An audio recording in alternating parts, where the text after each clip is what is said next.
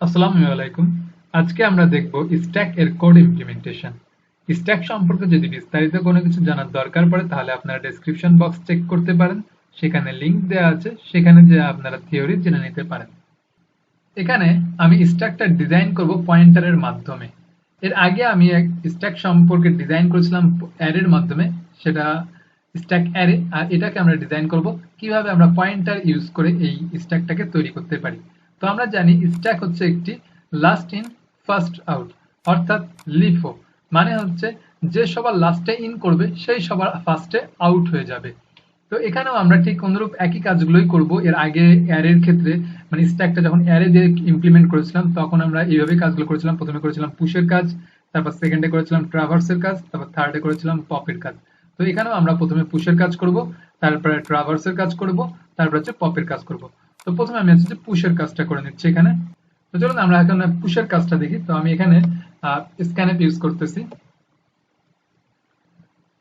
স্ক্যানএপ use করে আমি হচ্ছে কোনটাকে ডিসাইড করব যে কি আমি আউটপুটে দেখতে চাচ্ছি, যে মানে কোনটাকে ডিসাইড করব 1 2 3 নাকি 4 কোনটাকে ডিসাইড করব। তার জন্য আমি একটা মান নিয়ে নিচ্ছি এবং এটার মান এটা ভেরিয়েবল ডিক্লেয়ার করে দিলাম এবং ch নামে একটা ভেরিয়েবল নিলাম। তো এই ভেরিয়েবল আমি এখানেও ডিক্লেয়ার করে দিচ্ছি যে ইন্টিজার ch, এবং আমি আরো একটা ভেরিয়েবল নিয়ে নিলাম, সেটার নাম দিলাম আইটেম। এই দুইটা ভেরিয়েবল আমি এখানে ডিক্লেয়ার করে দিলাম।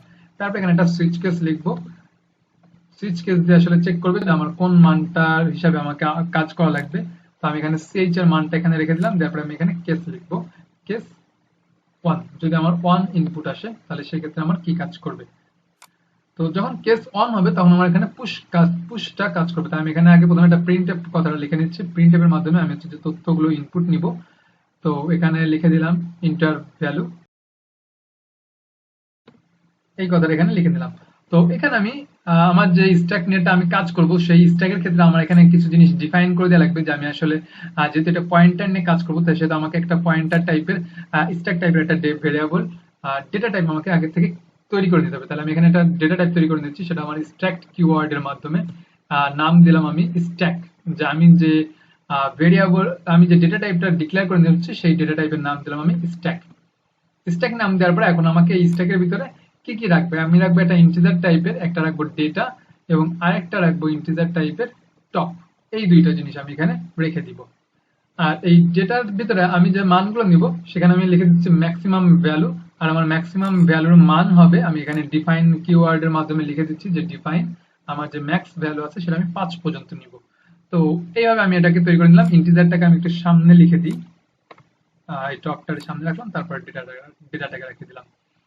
তো এইভাবে আমি আমার হচ্ছে একটা ডেটা টাইপ তৈরি করে নিলাম স্ট্যাক, এবং এই স্ট্যাক ডেটা টাইপ তৈরি করার পর আমি এখানে একটা ভেরিয়েবলও ডিক্লেয়ার করে নিচ্ছি যে স্ট্যাক ডেটা টাইপ এর আমার ভেরিয়েবলের নাম দিলাম মাই স্ট্যাক এই নামে, মাই স্ট্যাক, এবং এটাকে রেখে দিলাম। এবং স্ট্যাক মাই স্ট্যাকের যে নামটা নিয়েছে আমি সেই মাই স্ট্যাকের ভিতরে আমি টপের মানটাকে করে দিচ্ছি যে আমার -1। টপের মানটা হচ্ছে আমার যে এই স্ট্যাক ভেরিয়েবল। আর এই শুধু স্ট্যাক এটা হচ্ছে আমার একটা ডেটা টাইপ, আর মাই স্ট্যাক এটা হচ্ছে আমার একটা ভেরিয়েবল। সেই ভেরিয়েবলের নামের ভিতরে যে টপটা আছে সেই টপের মান করে দিলাম আমি -1। তাহলে এখন আমাকে এখানে একটা স্ক্যানএফ আমাকে ভ্যালু ইনপুট নিতে হবে। তাহলে আমি এখানে একটা স্ক্যানএফ কথা লিখে নিচ্ছি। স্ক্যানএফ এখানে %d দিয়ে আমি সেই ভ্যালুটাকে রেখে দিলাম আইটেমের মধ্যে। আইটেমের মধ্যে ভ্যালুটা রেখে দিলাম। তারপর এই যে আইটেম নামে যে ভ্যালুটা পেয়েছি সেটাকে আমি এখন পুশ করে দেব পুশ মেথডের পুশ মেথডে। তো পুশ মেথডে যেহেতু আমি এটাকে পুশ করে দিচ্ছি তাহলে এই আইটেম এটা হচ্ছে আমার একটা ইন্টিজার টাইপের ভ্যালু। আর এখানে আমি এই যে আমার যে স্ট্যাক মাই স্ট্যাক নামে যে ভেরিয়েবলটা ডিক্লেয়ার করেছি সেই মাই ভেরিয়েবল স্ট্যাকের আমি এখানে তার অ্যাড্রেসটা পাসিং করে দেবো, যে আমি যে ভেরিয়েবলটা নিয়ে কাজ করতেছি পয়েন্টারের সেই ভেরিয়েবল অ্যাড্রেসটা আমি এখানে পাসিং করে দিলাম। আর আইটেম যেটা সেটা হচ্ছে আমি এখানে যে ভ্যালুটা পাচ্ছি সেটা। তো এটা পুশের ভিতরে পাস করে দিলাম। এখন এই পুশ কোনো কিছু আমাকে রিটার্ন করবে না, তাহলে আমি এখানে লিখে দিচ্ছি যে আমার এখানে এই যেহেতু কোনো কিছু রিটার্ন করবে না তাহলে আমি এখানে লিখলাম ভয়েড, তারপর হচ্ছে যে পুশ মেথড। এবং পুশ মেথড আমার দুইটা ডেটা টাইপ যাচ্ছে, একটা হচ্ছে যে আমার স্ট্যাক পয়েন্টার টাইপের যাচ্ছে, তার জন্য আমার এখানে লিখে দিতে হবে স্ট্যাক।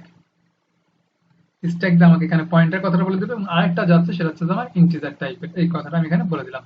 তো দেখুন এখানে যেহেতু আমি এই যে স্ট্যাক কথাটা লিখেছি সেহেতু আমাকে এখানে ফার্স্টে যে স্ট্যাক্ট কথাটা আছে এই স্ট্যাক্ট কথাটা আমাকে এখানে লিখে নিতে হবে, না হলে আমার এখানে ইরর ধরবে। তো স্ট্যাক স্ট্রাক্টের স্ট্যাক নিলাম, এটা এই টোটালটা আমার হচ্ছে ডেটা টাইপের কাজ করতেছে, আর মাই স্ট্যাক এটা হচ্ছে আমার ভেরিয়েবলের নাম। তারপরে এবার আমরা এটাকে ব্রেক করে দিব এখানে, যেহেতু আমরা জানি কেস কেস লেখার পর তারপর আমাকে সেখানে সব কেস 1 কমপ্লিট হয়ে গেলে তারপর ব্রেক কথাটা লিখতে হয়, আমি এখানে ব্রেক কথা লিখে দিলাম। তারপরে এখন আমি পুশ মেথডটা তৈরি করব এখানে। তো পুশ মেথডে এখানে আমি হচ্ছে যেহেতু এটা কোনো কিছু রিটার্ন করবে না, তাই এখানে ভয়েড কথাটা লিখলাম, লেখার পর তারপর পুশ, এবং এখানে আমার দুইটা ডেটা টাইপ ইনপুট হিসাবে নিবে, একটা হচ্ছে যে আমার স্ট্যাক নিবে, তাই এখানে আমি স্ট্যাক লেখার পর তারপর আমি স্ট্যাক কথাটা লিখলাম, এবং এই স্ট্যাক নিবে আমার একটা পয়েন্টার নিবে, সেই পয়েন্টার নামও আমি এখানে, যেহেতু এটাকে এই যে এখানে যে অ্যাড্রেসটা পাঠাচ্ছে এই অ্যাড্রেসটাতে কোনো একটা ভেরিয়েবলের মাধ্যমে ধরতে হবে, সেই ভেরিয়েবলের নামও আমি মাই স্ট্যাক দিয়ে দিলাম। আপনি অন্য কোনো মান দিতে পারেন, কিন্তু আমি এখানে মাই স্ট্যাকই রেখে দিলাম যাতে আমার কোনো ঝামেলা না হয়। তারপর আমি এখানে একটা ইন্টিজার টাইপের আর একটা আইটেম নামে একটা ভেরিয়েবল ডিক্লেয়ার করে নিলাম। দেওয়ার পর এখন আমরা চেক করব যে আমরা যেহেতু এখানে স্ট্যাকের ভিতরে মাই স্ট্যাকের ভিতরে আমরা তথ্যটা রাখতে চাচ্ছি, সেটা আমাকে চেক করে নেবে মাই স্ট্যাকটা ফুল হয়ে গেছে কিনা। যদি ফুল হয়ে যায় তাহলে তো আমি আর রাখতে পারবো না, তাই এখানে আমাকে ফার্স্ট আগে চেক করে নেবে ইফ যদি ইজ ফুল, যদি আমার এটা ফুল হয়ে থাকে ফাংশন মেথড, যদি আমার এটা ফুল হয়ে থাকে তাহলে আমি সেখানে কোনো কিছু রাখতে পারবো না। তো এখন এই স্ট্যাকের ভিতরে আমি করবো কি, টপের যে মানটা আছে সেই টপের মানটাকে আমি এখানে পাস করে দিব, যে টপ এই ডেটাটাকে আমি এখানে পাস করে দিচ্ছি। তো ইজ ফুল এর ভিতরে কি যাচ্ছে, একটা ইন্টিজার টাইপের একটা ভ্যালু যাচ্ছে। তো এর জন্য আমি এখানে ইজ ফুলটাকে এখানে ডিক্লেয়ার করে নিচ্ছি যে এটা ইজ ফুল, এটা আমার একটা ইন্টিজার টাইপের ভ্যালু রিটার্ন করবে, আর এবং এর ইনপুট হিসাবেও নিচ্ছে একটা ইন্টিজার টাইপের মান, কারণ এই যে আমার টপের ভ্যালুটা হচ্ছে আমার একটা ইন্টিজার, তাই এখানে হচ্ছে ইন্টিজার টাইপের মান এখানে ইনপুট হিসাবে নিচ্ছে। তাহলে আমি এখানে ইজ ফুল যেটা আছে সেটাকে আমি এখানে তৈরি করে নিচ্ছি, যে এটা ইন্টিজার টাইপের রিটার্ন করবে ইজ ফুল, এবং এখানে ইনপুট হিসাবে নিচ্ছে একটা ইন্টিজার টাইপের মান, আমি সেটার নাম দিয়ে দিলাম টপ। তো এখানে চেক করবে যে আমার যে এখানে যে টপ যে ভ্যালুটা আমি এখানে পাঠাচ্ছি সেই টপের মান আমার যে ম্যাক্সের যে মান ম্যাক্স 5 ম্যাক্সের থেকে 1 কম কিনা, মানে 4 কিনা সেটা আমার চেক করবে। তো এখানে আমি লিখবো ইফ যদি আমার টপের মানটা যদি আমার ম্যাক্সের যে মানটা আছে তার থেকে যদি আমার 1 কম থাকে, মানে হচ্ছে যে 5 থেকে যদি 1 কম মানে 4 যদি থাকে, তাহলে সেক্ষেত্রে আমার রিটার্ন করবে 1, যে হ্যাঁ এটা আমার ফুল। আর যদি 1 না হয়ে থাকে তাহলে সেক্ষেত্রে আমার রিটার্ন করবে 0, তাহলে এখানে রিটার্ন 0 এইটা আমার রিটার্ন করবে। তাহলে এখন দেখুন এখানে যদি আমার রিটার্ন 0 করে তাহলে আমার এটা ফলস, আর যদি আমার রিটার্ন অন করে তার মানে এটা আমার ট্রু, এটা আমার সত্য হয়ে গেছে। তাহলে সত্য হয়ে গেলে আমার এখানে লিখতে হবে প্রিন্টএফ দিয়ে যে আমার এটা স্ট্যাক ফুল, এই কথা আমরা এখানে লিখতে হবে। তাহলে এখানে লিখে দিচ্ছি স্ট্যাক ইজ ওভারফ্লো,